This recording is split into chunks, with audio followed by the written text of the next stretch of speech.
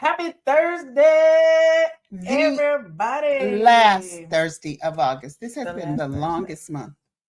It has. I feel like, to me, it feels like the longest month of 2024. I might be putting extras on it, but that's just what it is. No, I'm going to agree with you on that. It's what it feels like. So shout out to all the Leo babies. Shout out to y'all. We had a splendid time this weekend celebrating Jesse P. We'll get into it later. Anywho, August it's all about rest. And let me tell you, honey, that has been the agenda and the order of said day. Okay. We have been trudging through with joy and excitement. Dr. Saundra Dalton Smith's work, which we'll tell you a little bit about later. But anyway, we've been talking about the 7 different types of rest. This is not technically what we're talking about today, going to be Dr. Dalton, but I think it's important because it's going to be a part of rest. It's a part of rest. I'm just saying it's not on her particular yes, absolutely. 7 lists, but it's important, and I think it's something we're learning to do in terms of we think about rest in particular ways, but literally when you're doing anything, any sort of passive rest, active rest, are you in a space that's conducive to give you the optimal rest experience? Okay, because a lot of y'all, ourselves included, be feeling sluggish, tired. You can't get right. You can't get together. You done tried all the things, done all the stuff, but you might be missing this one little piece, one little thing that might help you. It's a tool. We're not trying to throw the jacket on you. We're just saying it might be warmer inside of this jacket if you put it on. Anyway, you can check. We don't force nothing on nobody. Anyway, if this sounds like you like, a missing piece, something I could be missing. A tool. If you are a person who likes all the tools in your tool belt, then. And all the things, and stick around. This episode is for you. Hi, I'm Pam Williams, a mother. And I'm Jessica E. Williams, a daughter. And this is a mother and a daughter truthful chat, where we discuss our 35-year multi-layered relationship. We've been through so many ups and downs. Not only are we family, but we're business partners in the high-stress world of event planning and production for short films. We've also shared the same therapist for over 10 years. What some people call codependence, we call collaboration. So join us as we share stories from our lives, have candid conversations with other mother-daughter duos, and shed light on the roller coaster ride of being a woman while raising a woman.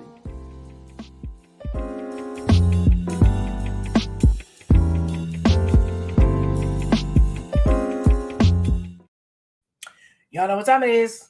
Clink. Clink, cups up. Oh, look, my writing is on the right side. It's turned the right way. You don't have one of them weird cups up. Anyway, young, gifted, black, and beautiful. Thank you, Jesse, for this cup. Live your message. That's me today. It is me. What are you drinking? Lemonade. I made a lemonade out of the lemons of my life, and now I'm here and give my testimony.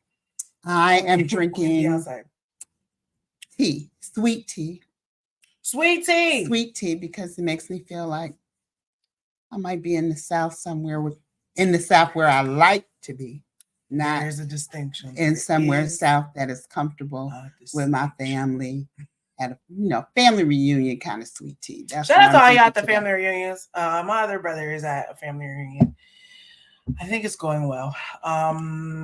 It's important for you to spend time with your loved ones, get to know those that you don't. Family is important, okay? We're not talking about that at all. But anyway, if you're new here, you are family, okay? You are officially family. Whether you are a first-timer, you've been down with us since day one. Welcome to Truthful Chats. This is our weekly gathering, okay? Our weekly place where we get to figure out how we are going to get to and engage in the ongoing practice of creating generational wellness. If you're like, oh my God, create generational wellness, that is so cute. I've never heard it before. Exactly. Because it's our term. So if you hear anybody using create generational wellness, there's no Truthful Chats attached. There's no Pam and Jess attached. You know what to do. Anywho, at Create Generational Wellness, our overarching banner and moniker, we usually have a theme of the month, and then Truthful Chats is where we unpack the theme a little bit more for the people. So the theme for August, as we've said in the intro, is rest. Okay, and we're still very committed to that, and that can go on after August. Okay, and today's chat is rest. I don't know why I feel like after Labor Day, you don't get to rest anymore. That's old. Don't let That's America tell you them lies. Black America people thing. Be telling you them it's lies. It's like Labor Day, put your white up, do this, go back to school, do all things, get back into it. I'm not going to let Labor Day dictate your labor for the rest of the year. My labor for the rest of the year. No. Hallelujah. I'm being set free. Amen. Anyway, August theme is rest. And today's chat is rest with tranquility. Every day and in every space. That sounds like a tall order and a crazy request, but it's not. Okay. And we have help. Okay, from someone that we know is actually doing this in a real life and real time. You know, we don't bring y'all just anybody. Anybody just can't come up here and tell their little stories and share their little life experience. Even though sometimes people ask us, we'd be like, well, what maybe not. And that's not even a flex. That's not even rude. It's just, can you help the people? Can you help the people? And are you actively engaging in the ongoing practice of creating generational wellness? Are you doing your work? Are you in your therapist chair? Are you journaling? Are you taking notes? Are you doing prayer and meditation? Are you stretching? Maybe do a walk or two. Are you actively on the journey? As we are challenging ourselves. This is not a soapbox time, but I'm just saying. Anyway, today we are joined by a special guest. Sorry. A friend, a play brother, a son, okay?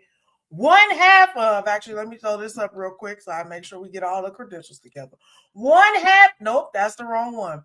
One half of the Melanated Archives Podcast. Highly recommend, 10 out of 10. This is for the Black theater kids, the film and television geeks. But it really needs to be for not just the Black kids, everybody. Because as America... history lesson, as they say in Once on This Island. Okay, because America will be trying to erase us from all walks and manners of life. Like, they just stumbled upon all this greatness by themselves. Many a TV network have been made on the backs of Black people, just like the country. And then us be discarded. But your favorite white show, white movie, whatever, it's all the same. It's just they washed away the Black people that was originally originally be bitter about friends, won't we? Of course. We were singing the Living Single theme song in the kitchen this morning for no reason. Anyway, if you want to know who the pioneers and architects of Black theater, TV, film, puppetry, all the things, they cover the gamut. Okay, you got to check music, out yes, Melanated Archives. Okay. He is the bishop. He's the bishop of a lot of things, but he's definitely the bishop of Zen, rest, and tranquility. I think I'll say. I just officially gave him that title. But if you ever be like, Bishop, with Bishop, this is who we're talking about. Ladies and gentlemen, start clapping, okay? Not now, but right now, for our friend, our brother, our son, Bishop Brandon Rachal, ladies and gentlemen. Welcome to the podcast. What's up, y'all? Hey, Evangelist and Pastor Pam. How you doing? How you doing? What you drinking? Yep, you know what? Clink, Clink. My mug says best person ever. Best person ever. I would agree with that. And just found it, and I am drinking brisk iced tea, blueberry pomegranate. Oh, see there what we talking about, the Zen and the rest. Then you feel when he said blueberry pomegranate, then something come over your soul a little bit that said, oh, this is Bishop. Whenever he comes, he brings oils.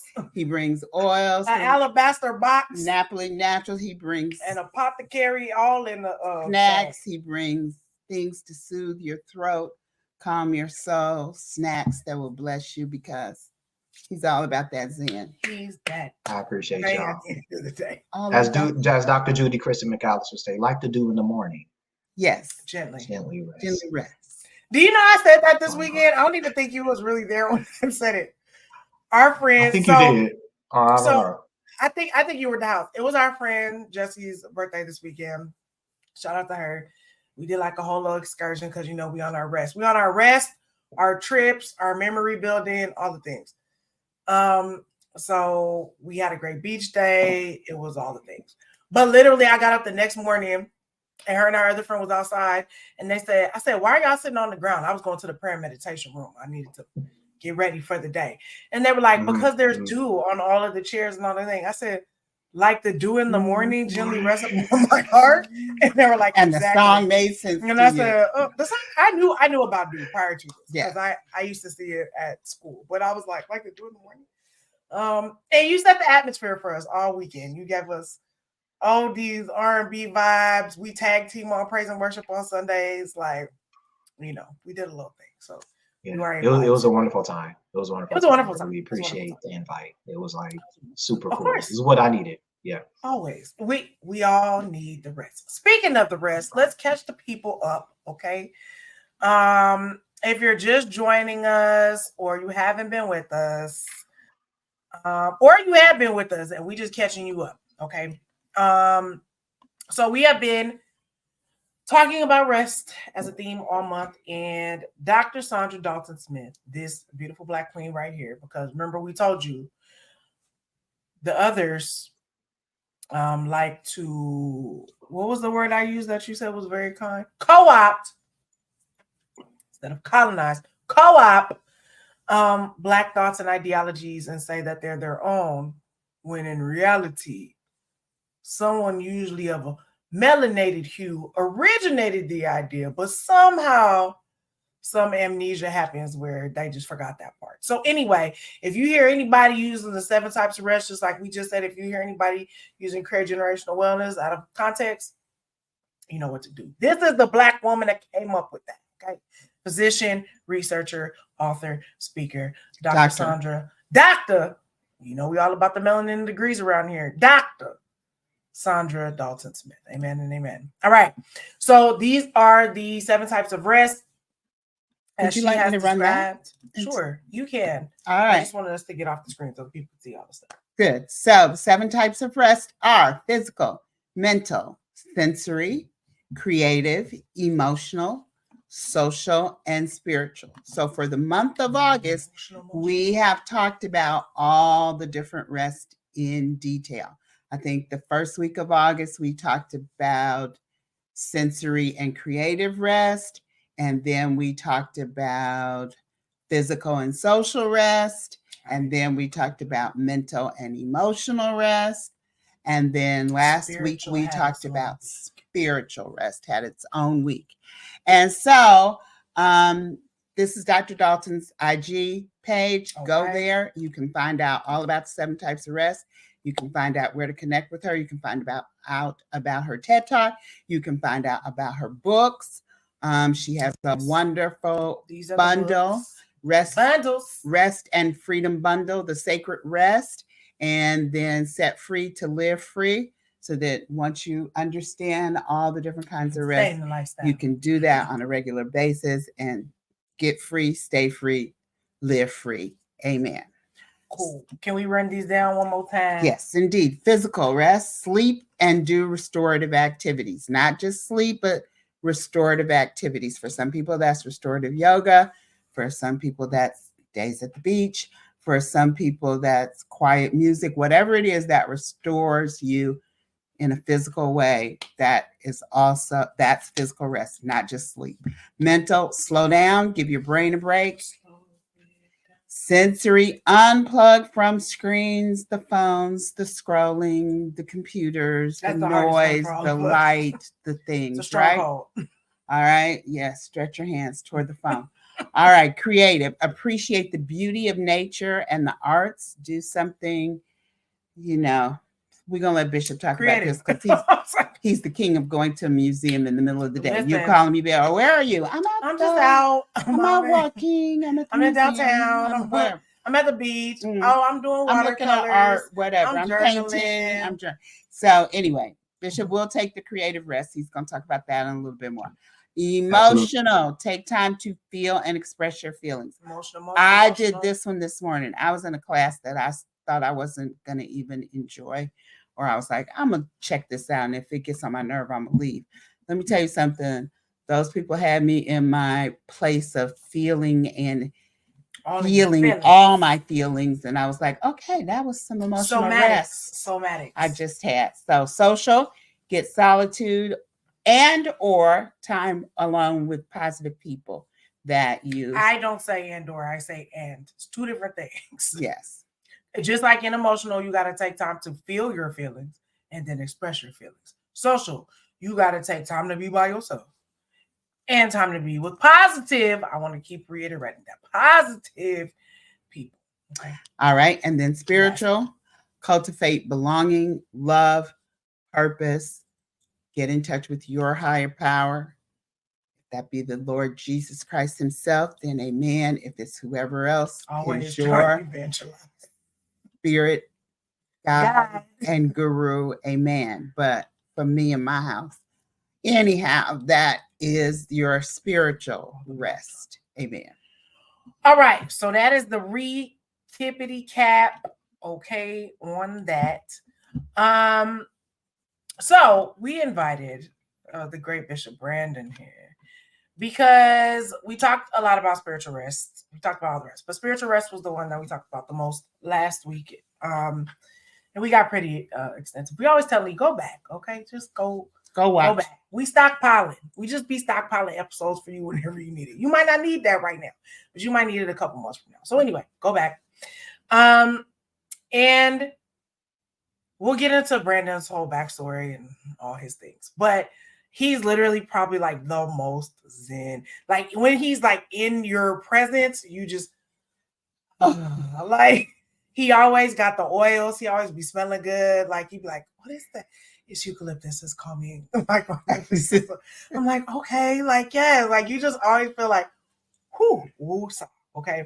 And Rare is the person that can do that. But he's just been on a journey, okay, to be just peaceful in his life in general, but also peaceful in his space, which we'll talk about a little bit more in detail. So let me bring you in here, okay? Yeah. Because I've sort of been privy to the evolution, but I don't know that I know all the nooks and crannies, okay? So when did you decide that rest was important, like a non-negotiable? And what can you tell us, like, what your life was like before you had that turning point? Like, when were you like, this is what I need to rest? Yeah, so I decided rest was important to me was because first of all, when people rush me, that's a pet peeve of mine. I do not like being rushed. I do not like unnecessary urgency over things that really can be dealt with, like in a matter of minutes, without the unnecessary pressure cooker, if you know what I mean. Talk like man, talk. Yeah, this whole like rushing me unnecessarily for no reason over something that could be done like in a matter of minutes, or something that could be done the next day, or something that could be said in an email. That's when I decided that rest was important. Also discovered it more so during the pandemic. Didn't we all? We all did. To me, that was the obvious. It was really the pandemic for me, realizing, dang, I'm really just like ripping and running around unnecessarily for no reason, going out of my way, especially I work as a teaching artist as well. And so one of my cons of teaching artist work is that sometimes the sites that they'll have you at, just really be outside of my radius personally, just as a transit user. And I realized, like, get you a radius, ladies and gentlemen. Get you a radius. Exactly. So yeah. Also being in radius is important to me. Yeah, if you're not from LA, LA is a very vast city. So, I mean, ideally, if there's no traffic, you can really get to anywhere in Los Angeles County in about 20 to 30 minutes. But the level of people, the sheer amount of people that live here, the amount of cars, like it'd be crazy. So Brandon don't subscribe to that driver's life. So again, he'd be like, if I gotta drive super far out, it's not gonna, or be somewhere super far out, or take the train, like you said, transit system, the metro, the bus, the whatever. If it takes 3 hours to get where you're going, at some point there's a law of diminishing returns, correct? Yeah, and I think just explain to people like, if you live in a very transient city, like if you're in New York or DC or whatever, you like that doesn't make sense. LA is very spread out. So anyway, I just wanted to say, and our transit system is not great. We catching up, but we not there yet. So anyway, Get you a race. We got a little ways to go. Right. But continue. The Olympics are coming. So they're going to get it together. It's going to be together by then, for sure. Definitely. Yeah. And I would even say, even with a car, I'm just like, if it's still, as Pastor Pam said, 2-3 hours out, that's unnecessary to me. So no, it's like only to teach an hour and a half, an hour class. I'm not doing all that. That was a waste of time. So that was when I realized rest was important. And also, like, when you start feeling those changes in your body, that's also an obvious sign that rest is very key. That's when I started really getting into like stretching a lot more, incorporating some yoga here and there. Definitely meditation. I think that's part of what was that, the 6 or the 7 pillars, I would say. Part of that, part of what I do is physical, as well. So yoga, movement, et cetera, et cetera. So that's definitely how I incorporate that into I have a question. Yes. So when you said you started to feel it in your body, that something was off and you needed rest, can you talk a little bit about kind of the ways that you were feeling that put you on alert that something was wrong? And of course, she's asking for a friend. No, I'm not. I already know for me. I'm asking for people. Go ahead. Yeah. More so like in the backs, mainly in the shoulders area, backs area. For me, I'm always having like a backpack with me. But when it starts getting super intense, I'm like, no, I need to stretch this out, or I need to just really lay down and take it easy for the day, So that's, I hope that answers it specifically, but more so in the back. I have to keep my back strong. Now here's a question for a friend. How do you you don't strike me as one of these people, but we always talk about, with Pastor Pam specifically, it's hard for her to turn her mind. And I think we all have a certain level. Like, I even have voices that be like, you should be doing this, get up and do this, da da da. I just be like, no, I'm not gonna do that. But for someone who, like, the chatter is constant in the mental mind of like, you should rest. Because most people, they give themselves permission to rest, I should say, when their body won't go no more. Like, if you got a cold or you laid out or you got the flu or whatever. Well, that's not permission to rest. That's why I said knocked out. But that's why I said that's not permission to rest. But that's usually when people are like, I get to rest now because clearly I'm sick. I done ran my body down. So how do you get the chatter out of your head to give yourself permission to rest? I mean, simply put, I just do it.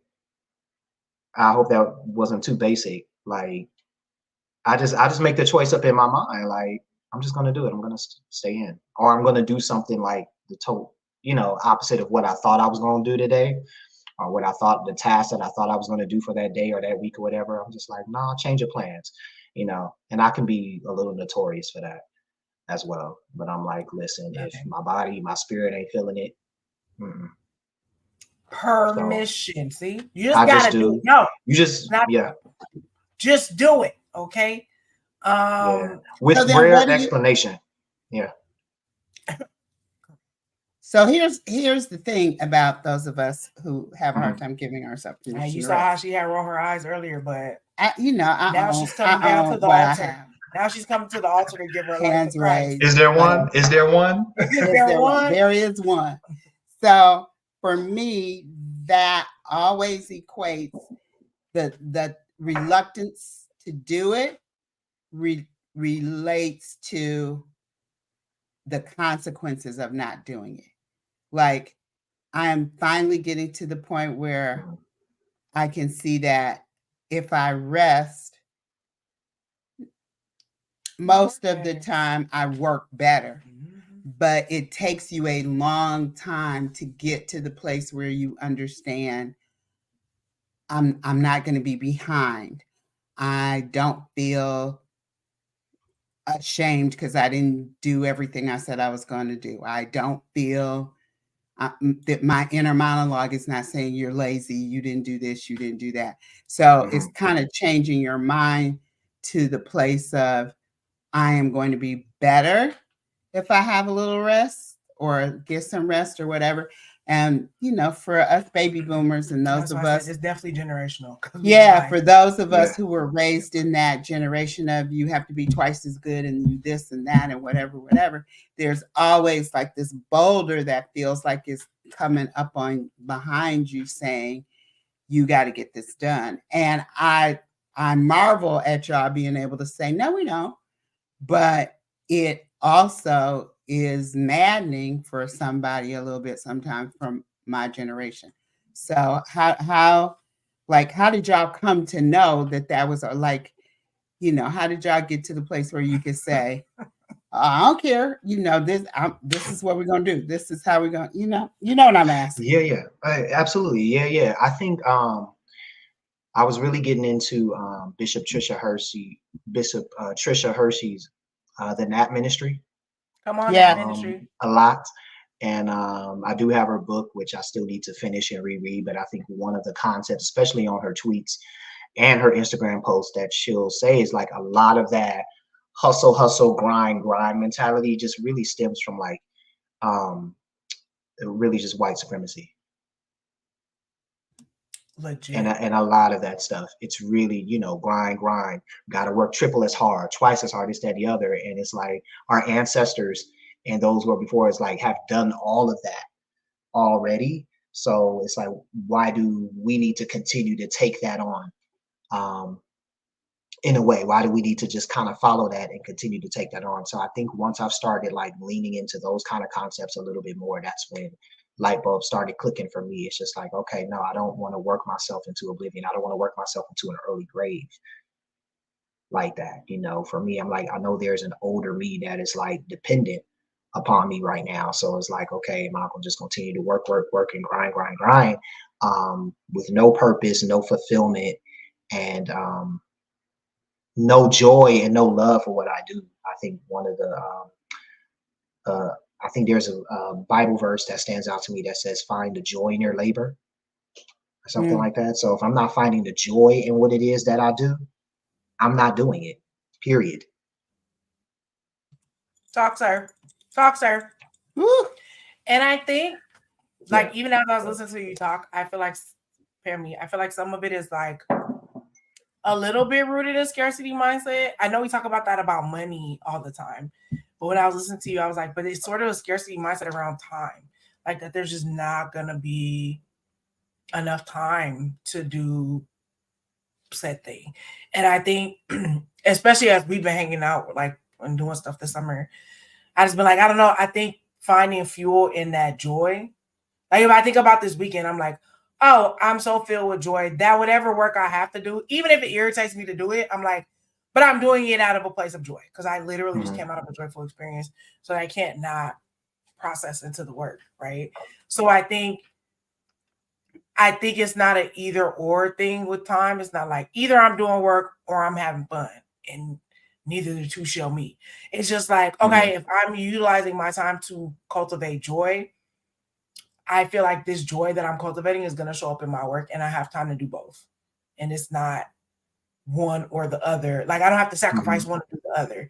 Or if I'm having too much fun or experiencing too much joy, that means my work is going to suffer. I'm like, no, if anything, that's going to fuel and feed the work that I'm doing, because I'm coming from a place of overflow, actually, not limited or angry or irritated or all my time. Half my time this week was spent doing hella stuff I don't want to do, being around people I hate, you know what I mean? All that stuff I think starts to chip away at you, I think, to the point of like you're saying, an early grave is yo, you gotta, just trust that, okay, if I decide this is what I'm doing, I'll make it up on the back end, I'll do some other stuff, I'll whatever. Or I like to think the time just gonna allot me to do all the things, and I get to be as joyful and gracious and excited and happy and fulfilled as I want to be, and still work. And they don't. Yeah. You might have a point though for me about the time scarcity, and I'm not gonna get super deep, but that could be a place of trauma for me personally, emotionally, because of the way my mom died. And so my mom died when I was 17. She just went to bed and didn't get up. So I know in my mind, I am always, even though I try to push it back and push it away and this, that, and the other, there is something in me that always says, but what about if you don't make it till next week, or if you don't make it till 10 years from now, or if you don't make it till 3 years from now? Like, did you do the most with the time that you had? And so balancing that kind of scarcity of time mindset, I mean, it's with true. joy, and taking the time for joy is something I think as older generations we have to work through. Yeah. And I think, touching on what you said, I think it's finding that balance too, right? And I think for me, it goes back to also going back to like your core values.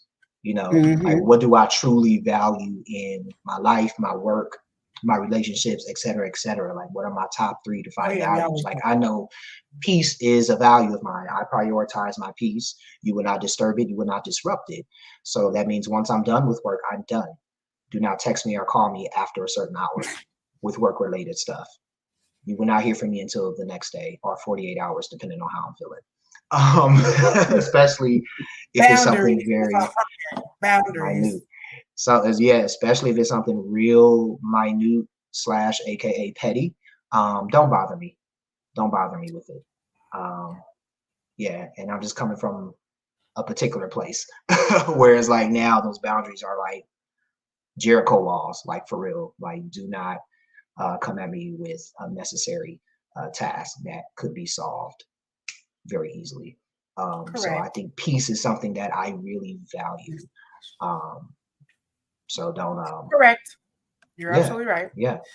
And then there was something else I was gonna say, but it's a good conversation about this sort of scarcity of time. But I'm also like, but a week or 3 years from now, like, you're not running nothing anyway. Like, and if you gone, you don't transition. Okay, so now we're talking about control. So that's a whole nother different episode and a different story or whatever, which I agree with you. But I'm just saying, I'm saying there is a control issue on top of a scarcity of time issue. I'm just bringing that up as a thing to say to that part of you. I'm like, okay, if you don't get it done, what happens from a week from now or 3 years from now? I'm like, do it matter if you either gonna be here or you're not gonna be here? Either way, the time gonna go by. Like, but I think it's to a point of not just the time gonna go by, did I do the things, but what kind of quality of time did you have? Like, who want to spend their whole life doing stuff they just absolutely hate with people they hate? Like, the quality of your time was trash. Like, who want to do that? Like, you know what I'm saying? So I think, to your point, I think we've just given ourselves as a generation permission to clarify our know our values, clarify our values, express our values, and stand on business with our boundaries about our values. You know what I mean? It's like, y'all could be mad about it if y'all want, but I'll still get done what you want me to get done. But you're not about to make me strong arm me, tie me in a pretzel and a balloon and a thing just to get me, like, we're not gonna do it. Anyway, what are the personal benefits that you found once you got more serious about your rest in your life regularly? Not just like, how some people be like, we going on a trip, that's when I'm gonna rest, or I'm gonna do it. Like, you have a lifestyle of like rest. I'll call him at any point in time. We'd be on the WhatsApp and I'd be like, Bishop, and I said, you're in your beach place. Like, you sitting on a park bench, middle of the day, walking the street, might have a little, tea, a little some great juices. And not just in a way where you're like juices and berries. And not just in a way where you're like sleeping necessarily, right? But like really finding ways to be awake, alert, and alive, actively but resting. Actively resting. So that's what I like about what you do. Yeah, what are the benefits for that? Fresher ideas, a clearer mind, because I do a lot of walking. That's like a form of meditation for me. And while I'm on the journeys, during my time or my days off, like, I'm journaling, I'm working on poetry. I am literally just either working on touching up a lesson plan or something like that for, a class that I could be teaching, or, co-directing or whatnot. But I'm really just doing the creative aspect of going back to that chart. So that's really where I remain anchored and grounded, is going, really scheduling like a beach day once a week. I think that's a routine for me now, and I'm glad that I'm able to set that for myself. But yeah, those are just the benefits that I've had, more creative benefits, if anything, and just new ideas that come to me. Even taking a shower is a form of rest. They say you get your best ideas from the shower. Absolutely. So from the water, period. And yeah, even being by water in general, which, I was really grateful for this past weekend as well. Because I was able to just, have some fresher downloads about some creative endeavors and things like that. So yeah, those are just I would say the two so far. Also, just like being present with people one-on-one. That's another benefit that has like helped me out a lot. Really just being in tune one-on-one with an individual, catching up with a friend, and really just engaging them in just like healthy dialogue. Yeah, and I think we're talking about that also with spiritual rest, like, and I think some of the social rest, like what comes from being in community and actually being present in the moment with people, right? And it wasn't like some of them days we was tired and we was like, we're gonna take a nap. We ended up kind of like not doing that, but the energy that comes from, being a community, and like you said, if you're well rested or like actively, even if you're not necessarily sleeping a bunch, but you're engaging in things that like actively give you opportunities to rest. Yeah, it's a break for your brain. It's a break for your body. It's a chance to be like, we don't have to be on alert with the cortisol and the fight or flight and the things all the time. You really could just like, and I don't think we talk enough about it. Like, you don't have to live like that necessarily. It's a choice at the end of the day. Yeah, it is a choice. It's a choice. And it differs for each person because it depends what line of work and what line of work you mean. It really, I think that's what it boils down to. And that's why I said that's not shade, but it is. It's like, okay, maybe that's saving your life in some instances, right? Like literally at your job. But then in other places, I'm like, yeah, you can't be like that all the time though, because that can be dangerous. And you have permission to be whoever you want to be at any given time. And hopefully rest is a part of that. Very interesting. I saw on Instagram this week all these non-digital cafes that are popping up all over Europe. Have you seen this? Where they're in Amsterdam, they're in London, they're in I saw all European countries. However, I did not see one here in the United States. And you're not allowed to have your phone in the in the place. Wow. Nobody has a phone. So people are in there reading, they're in there talking to each other, drinking cups of coffee, but there are pop-up cafes all over Europe that I think they're called non-digital spaces. And sound like we need to get on the trend. I was thinking that, yeah, non-digital space cafe. And they were packed. Right, we're so behind. The places were packed and people looked so peaceful and so happy, and people had books and they were reading, and some were in bookstores and some were just in little cafes and little shops, but taking a break. It was a non-digital space. Right. I love it. Can you describe to us, I know you talked about the great Patricia Hersey, like your philosophies on rest and like how did you shape them or who helped you shape them? I know you mentioned her, but anyone else you want to throw in the fray here? Definitely Marie Diamond. We're going to talk about prophetess Marie Diamond. Definitely Marie Diamond. But yeah, I would say Bishop Trisha Percy. I think she's the main one for me so far. Can you talk about, are you still tapping? Trisha Hersey, baby. Are you still doing a little bit? Yeah. Yes, a little bit. When I had my toothache, what was it, a couple of years ago? And I think Pastor Pam, you put me on to that. I was doing that like crazy. It will go away within a matter of minutes. So I think tapping has really helped regulate my nervous system, but also any other pains or whatnot that I was experiencing, especially tooth pain at the time. But even you really would feel better afterwards. You know, it was very energetic.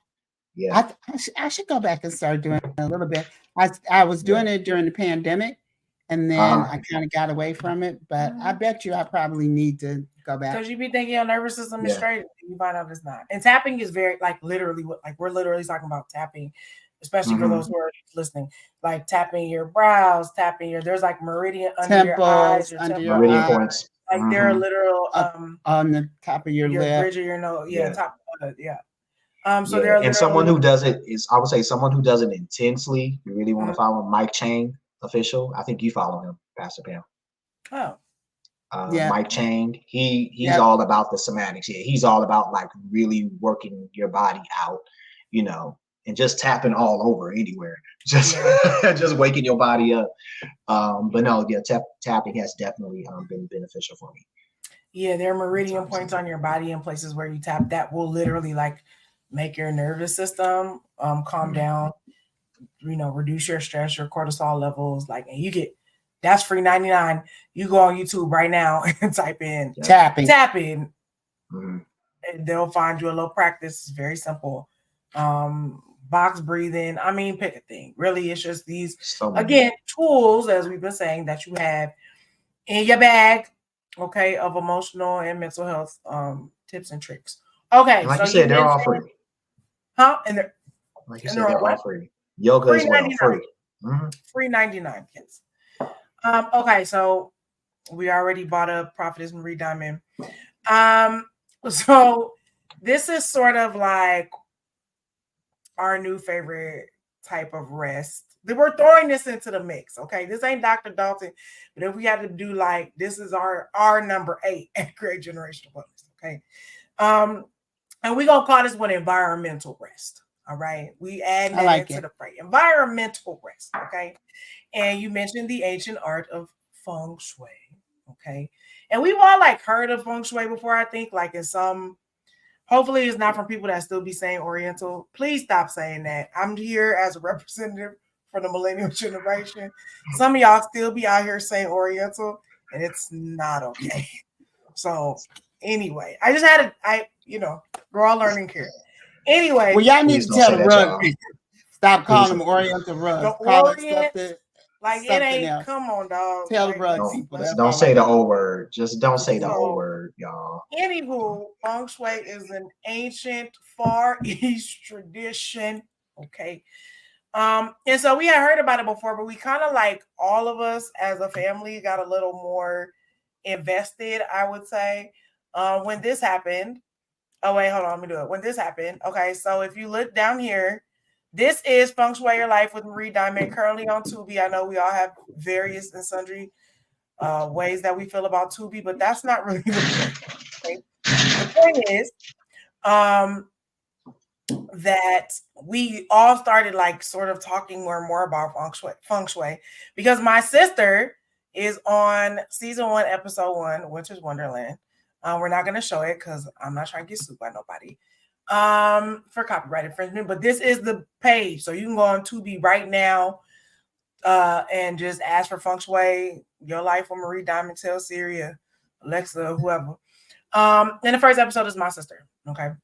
Some things will change to protect the innocent or whatever. But anyway, so we didn't even know that she was like technically on this show. Like, I don't know. I think either she told us or somebody, I don't know. I told you, but it was after you went to her house and you felt different at her house. Talk about that. So my sister, I ended up watching the kids. She took babysitting to Europe with her mother, for birthday. So the kids, they had to get to school. We was doing, we were just being helpful. And I was in her room and I was like, the room was different. It feels different. Like she had these cute little pillows, like the bed was facing a different way. I'm like, oh, what is this? But I felt like really comfortable in the space. Like I was like, oh, this is really nice. Like, okay, whatever.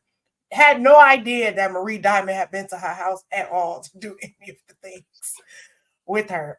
So I think once we all watched the episode, then she was giving out like free game, like real quick tips. And I was like, that's interesting. Like, ooh, that's cool. Like, oh, that's interesting. And I know you really enjoyed it, mainly because my sister is just such a light and lovely, entertaining, fun person. Her episode is just it's top tier. It's classic winter. Okay, if you know my sister.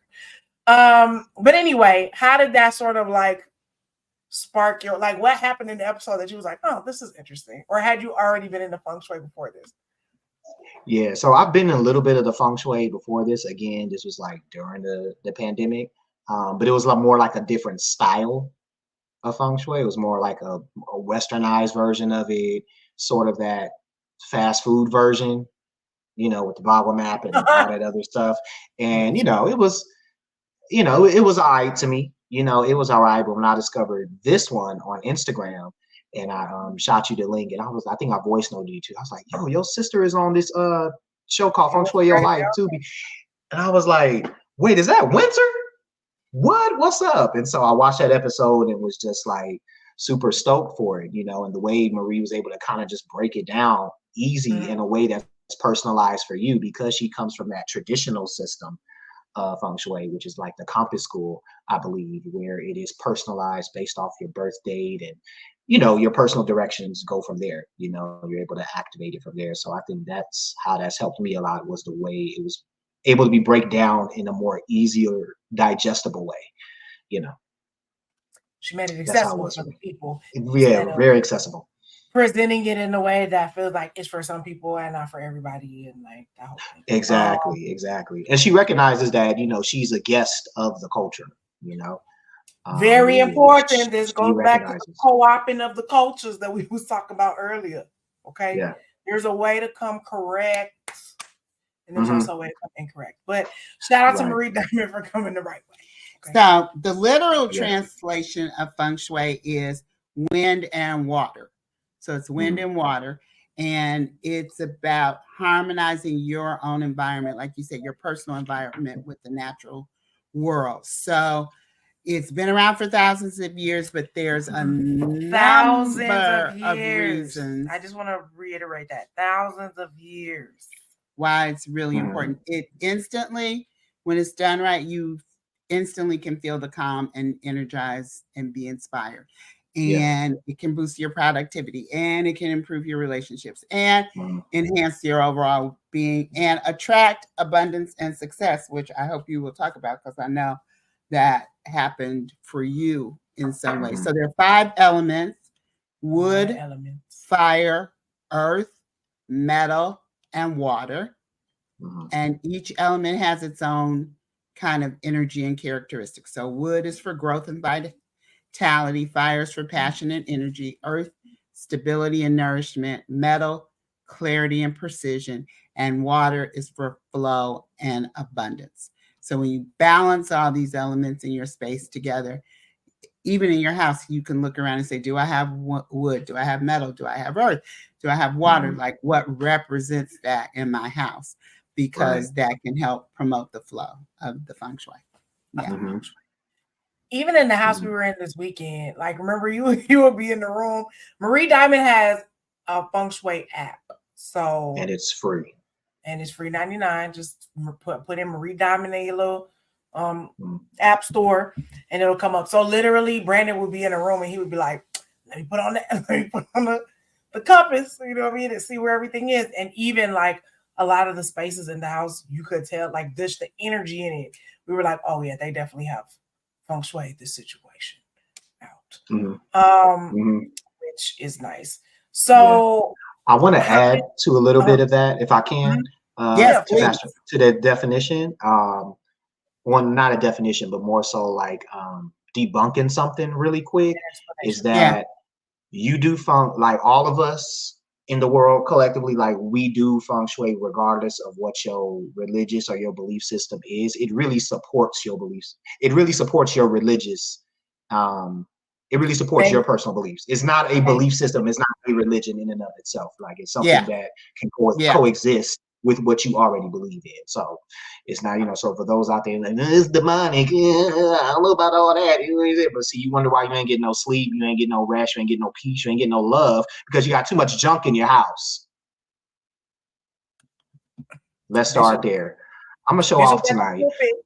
Yeah, because every time you vacuum in your room, you're doing feng shui. Every time you take out the trash, you're doing feng shui. Every time you clean your bathroom, you're doing it. Every time you sweep your front porch, you're doing it. Every time you light a candle or light incense with an intention, hey, I want my house to feel peaceful. Let me just light some incense or a candle or something like that. You're doing feng shui regardless whether you believe in it or not. Feng shui doesn't care if you believe in it. We all do it.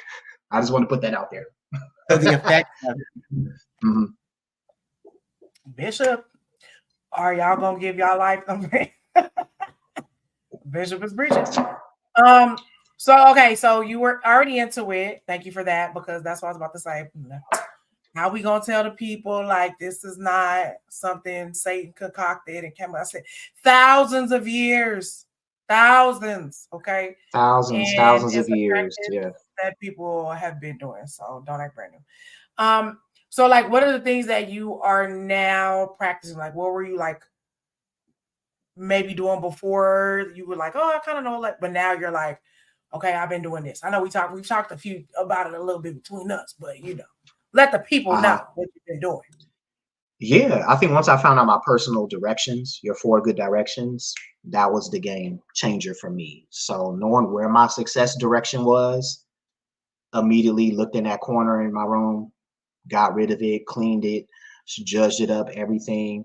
Knowing the position that you're sleeping in, not just direction wise, but just the idea of sleeping in a command position where you can see the door, that's something that has helped me out a lot, definitely. So that's been, and currently my head when I sleep faces towards my wisdom direction, which is north.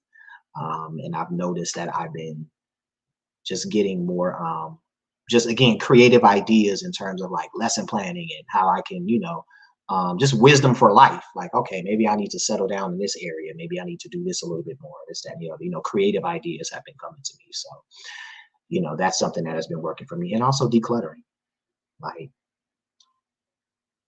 getting rid of stuff. Find your direction? Very simple. On the app. On the Marie Diamond app. Yeah. So, on the Marie Diamond app, you just enter in your birthday and you stand in the middle of the room. You hold your compass at chest level, and wherever north is facing, that's where you start, and it'll literally tell you. Yeah, it will literally tell you on the app. Yeah. And talk about the success colors, okay? Because the success colors is real. Okay. Yeah. Everybody has their own. It's based off of your own energy or your qua number. So Marie, I know she uses like contemporary language for it. I know the traditional language is qua, K-U-A. But everyone has a personal success direction, and that's with you for life. So, but the colors for me, I'm a 1, so my colors are like blues, blacks, purples, lilacs, the lavender category, white, silver, all that other stuff. So it's really tailored and personalized to your, to your birth date, and that's about it. That's really about it. And do you feel different when you have those colors on? And people I do, and I've noticed naturally I've been wearing them. Blacks and blues are like my favorite combination to wear. Yeah, and I've noticed that I had some purple clothing back in the day, but I don't know, I just kind of donated them. I was like, purple, well, whatever. But I was like, I noticed I felt really good when I was wearing shades and clothing that had purple or lavender in it. So I was like, okay, and I've noticed I've been complimented pretty well when I wore a little bit of purple in my clothing. Like, oh wow, you look good in purple, or you look good in lavender, or something like that. So yeah, and the idea of your success direction too. That's really important. Once I discovered that was it. When Marie was saying like, put your vision board in your success direction in your office or your bedroom, like, changes have been coming about for me since then. You've been feng shuiing whether you know it or not. You out here thinking it's just your favorite color. Yeah, but you never know. Yeah. You can put in a particular position. Yeah, I have all my things. Bishop gives me all the information. He'd be like, are you wearing your success colors? And I will say this, every time I be driving and I don't have the success colors on, things don't necessarily always go well. I'm just saying. Yeah. And the directions. Yeah, when I have like that gradient shirt on from the African American Museum, bing, bing, bing, bing, bing. When I be in some other colors, it'd be like, But I'm like, this is my uniform. I have to wear this gray sweatsuit with this with these gradient colors on because I have a come on with the uniform. And it's my uniform. So I'm just saying.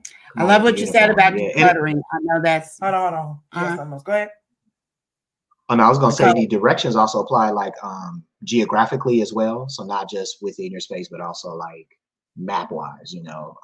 So I know, Jess, you were saying that when you go out and do your work, you normally hit your personal success direction when you're driving, right, and doing deliveries and whatnot. So yeah. So I think yours is what, northwest, West, northeast, northwest. No, yes, northeast. Northeast, yeah. Well, for me, that wouldn't work for me because for mine it's southeast. So that's how it's like, you know, every because we had that, and I was like, yours is south, and I was like, you're like, yeah, mine. So it applies map wise. Possibly. She was saying that's why I'm successful when I drive in a particular area. But yeah, it's a real thing. Yeah, absolutely. Facts. So you talked about decluttering. I know that is really, really important because it's not just clutter, it's energy. It's like stagnant energy that's just sitting there. It's kind of hard to get past it. So I'm working on this in my mind a lot more than I am doing it actually, but it is on my radar. Gotta take baby steps. So choose one area. Here's some tips if you just want to try, like, let me just do one thing. Choose one area like your desk or your closet. Remove everything and then put back only what you really use and love. Like take it all out. I have not worn this in 5 years. I'm saving it for the day when I'm gonna need it. And now we have to go to a wedding in a few weeks. And I'm like, I have these 2 formal dresses I've had forever, but I could get rid of them because I'm not going to wear them to the wedding because they're out of style. So, you know, it's like, let it go. So, Labor Day, that's going to be a little of the labor. This is what I'm saying. She always want to work on the holidays. I don't know what that is. She always be like, we got a day off. Why don't we clean out the garage? No. Why don't we declutter? No. Pick a different day, not a day that is a holiday where we're supposed to be honoring non-work. You want to do work. And that, again, is probably a trauma carryover from my corporate work days when the only days I was off and had time to do those things were on holidays. So I'm gonna try to not do that. But when was the last time you was working for corporate America? This is what I'm trying to say. Y'all be your mind is still like on lockdown. I gotta pull it out. Anyway, here's a few more tips. Clear your entryway. You told us this. We have these shoes at the door, so we got to get the shoes out of the door. Our bed, my bed faces the door. Your bed faces the door, such as it is. At plants, we are the worst. That I really do want to do better. I love everyone's house that I go to that has plants, but we can't. We're so bad. We tried last summer. Ones? I feel like they need to be alive. Can I get plastic plants? No, I think you could have water and the earth and the energy. You can have plants in like the living room and a plant in the bathroom, you know, and in the family room, but not in your bedroom. I like that. Okay, but what if? But it needs to be a real plant, right? Not a plastic plant. All right. Sometimes silk could work. You know, just keep it watered and keep it dusted off. You know, but real is always preferred over plastic. But all right. Yeah, as long as you're keeping them out your bedroom. Okay. You good. That's very interesting. Why? Because it just represents nature, and a lot of us don't sleep. You know, nature can get very loud. You know, and it keeps you on alert. It keeps you on it's alert. It's night. You don't know what's lurking in the night, et cetera, et cetera. You know, that makes sense. That's why I think. Yeah, so having too many plants. But I was seeing snakes. I wouldn't want one. It's little bugs and things, maybe. Exactly. That's also another good reason why plants don't need to be in the And then they're easy to die quickly too. So it's a lot of upkeep in the bedroom. Mm-hmm. Okay. I'll pass that on to some people I know. Yes. All right. Use mirrors wisely because they double whatever energy it is. So positive energy, negative energy. This I do know for a fact. Our bathroom our bedroom, the bed, we can see the door, but we also look into the bathroom. That's why I said it's a door going out of the room and a door going into the bathroom. So I started, and the bathroom has a wall of mirrors. Like it's like above the sink, there's these mirrors. And I realized that wall of mirrors was facing us in the bed at night. Wow. So I just started making sure the bedroom door is closed before I go to sleep. The bathroom door. Yeah, the bathroom door. The bathroom door is closed before I go to sleep, so that mirror isn't facing the bed. And I've been sleeping so much better. I mean, it's amazing. Like, you know, some of this stuff I'd be hearing and I'd be like, whatever. I'm going to try it. Whatever, as my little grandson would say, whatever. But I sleep better. I have noticed it and seen it. So, and the same goes for TVs, because that's what Marie Diamond told my sister on that episode. And we all said, huh? And she was like, a TV acts as a mirror. It reflects either positively or negatively, but usually negatively. It magnifies and amplifies that while you sleep. So we cover TVs and mirrors around here. So keep that in mind. It sounds crazy. Computers. It sounds very woo-woo. And computers. It sounds very woo-woo, but we immediately hopefully notice the difference. Yeah. And get the plants out your room. Open your windows, get some fresh air, fix broken stuff in your house, and add some color, and hopefully it will be some of your success colors. Add them success colors in, baby. It's about creating a space that feels good to you and helps you to feel good. It feels good to you, but it also helps you feel good. And just give it a shot. Do one little thing. You ain't got to we're not about doing 2,500 things around here. Okay. So there are tools. Okay. You can watch Marie Diamond show. You can download the Marie Diamond app. You said Marie Diamond has a podcast. Yes, you did say that. She does. Yeah.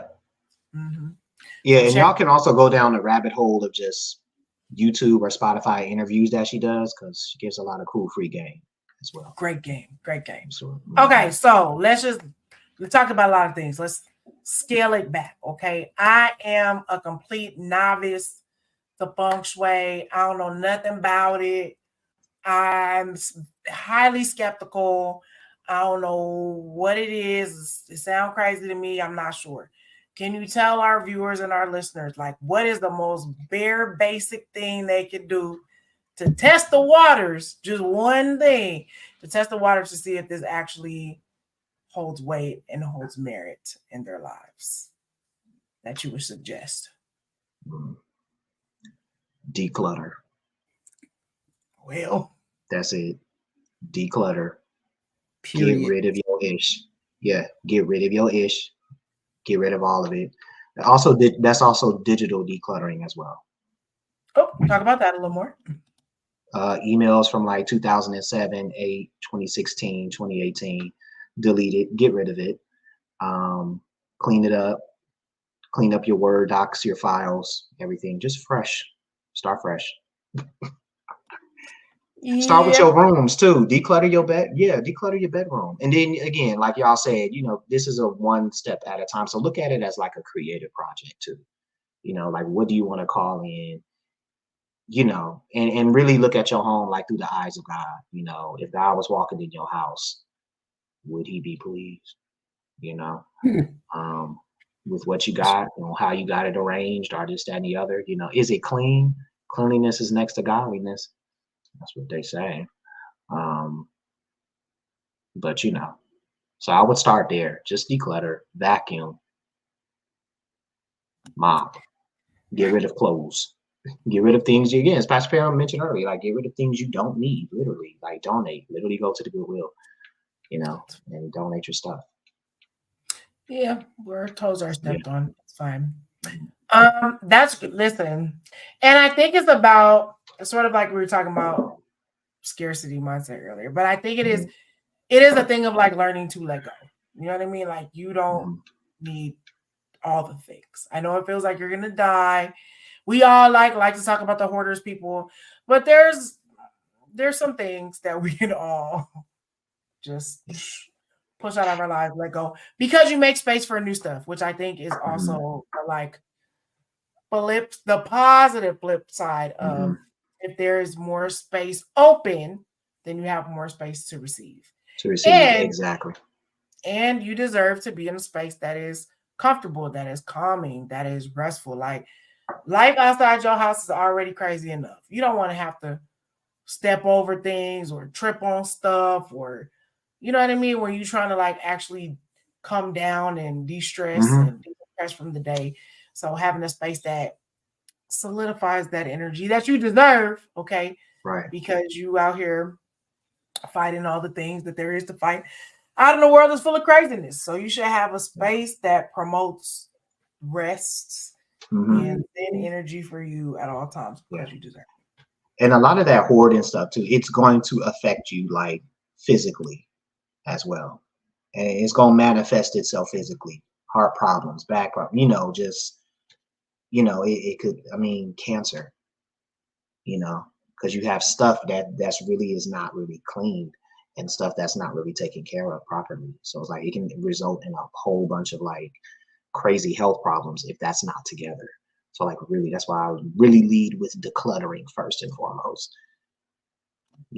Long-term consequences. But that's really important. Yeah. Any final tips you want to leave, or anything that the Lord has dropped on your spirit, because you have stepped on all of our toes already. But anything else you want to leave with us about why be a feng shui tribe before we ask you our final question?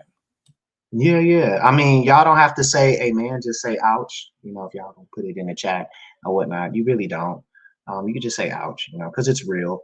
And, we're in a space now where everyone is hopefully striving and prioritizing peace. And this is one of the ways to attract that. This is one of the ways to like invoke that. Like, you want peace, start with your home. Your home is a 3D vision board. That's what Marie Diamond says. So it reflects where you're trying to go. What is it that you want to bring in? What is it that you want to reflect out into the world? It starts with your home. Your home is like your inner sanctuary. So like treat it and use it wisely. The holy of holies, if you will. That's good. Exactly. But yeah, that's all I have. I love it. So many tidbits. Share this with whomever and play it back for yourself. Okay, I know we will. Environmental rest is very, very, very important. Yeah. Last and final question we always ask our guests at this time. What does create generational wellness mean to you? What do you think about when you hear that term? Create generational wellness. What that means to me: wellness in your mind, wellness in your pockets, wellness in your home, wellness in your emotional IQ. Those are just the words that are coming to me. Like, wellness is holistic. Generational wellness is holistic, and everyone has a different mindset and a mentality of what wealth means to them. So yes, it can be, abundant and prosperity, and it can be, of course, money and monetary gains as well. But it's also like your physical, your mental, your social, and your emotional well-being, as well. So, how do I want my nephews to feel when they're around me? That's generational wellness. How do I want my nephews to remember me? How do I want my nieces to remember me, as an uncle? How do I want my brothers and my mom to remember me, my parents, So, yeah. I love it. And your friends. And friends, of course. Of course. And friends, Yeah. Create generational wellness. Yeah. How do you want people around you to feel when they're around you, What kind of generational impact are you leaving? Yeah. What's the vibe that you set when you step into a room? That's generational as well. So, yep, absolutely. You better preach. Well, thank you. Let me throw up the IG one more time, okay? This is the personal IG. Now, don't be acting crazy in the DMs. This is my for real brother, and I will chop you hoes. That's all I'm trying to say. Anyway, on the non-personal side, make sure you check out Melanated Archives. Is anywhere you can get the podcast. Do you want to say anything about that? Shout out Kendra. We shouted y'all out.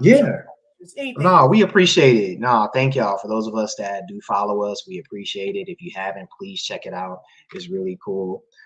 We definitely have some merch coming up. So I just had a word with her. So yeah, we got that on the way. Be on the lookout for season 3 coming next year. We have 2 more episodes that we are dropping. I want to say in about another week. So yeah, it will be our final 2 episodes. You'll be able to figure that out if you follow us on Melanated Archives and listen. You can find us on Anchor, Spotify, Apple, wherever you listen to your podcasts as well. But yeah, shout out to Kendra for really, really holding down the fort on that. And I'm really grateful to be an archivist of that work. Co-archivist. Yeah. The work. Listen. All right. Well, we love you. Thank you so much for joining us. You're welcome to come back anytime to talk about anything. Create generation. Anything you want to do a truthful chat on, because you keep me on my toes and in line and be like, Evans, are you wearing your success color? Did you rest today? Did you meditate? Right. So I appreciate you holding me accountable to being a rested person. I appreciate y'all too. Yeah. My presence. We love you. Thanks for coming to play with us today. All right.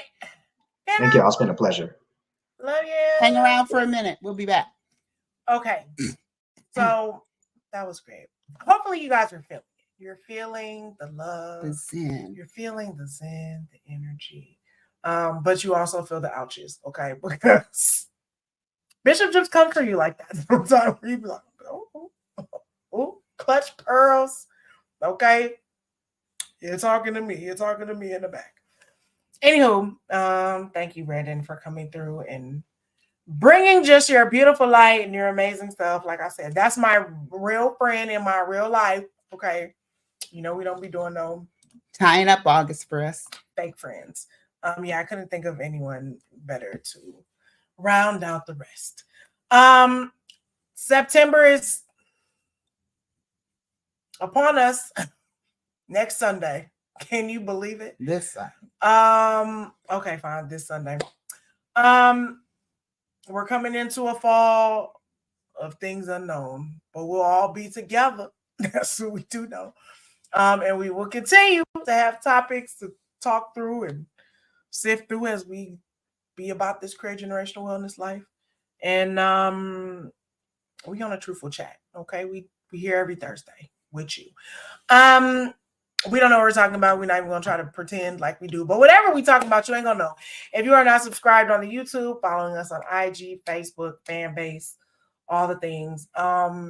In full transparency, we haven't really been posting there, but it's because I want to have a full strategy. And we're talking to some people, so you'll see more activity there later in the year.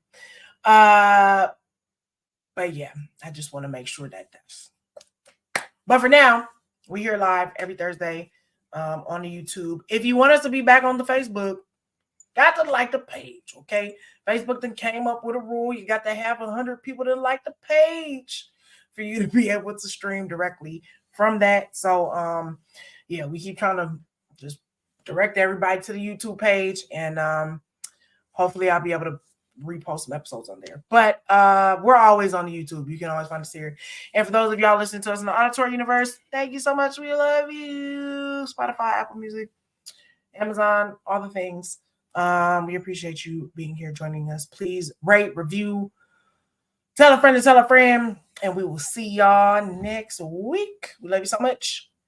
Peace. Goodbye.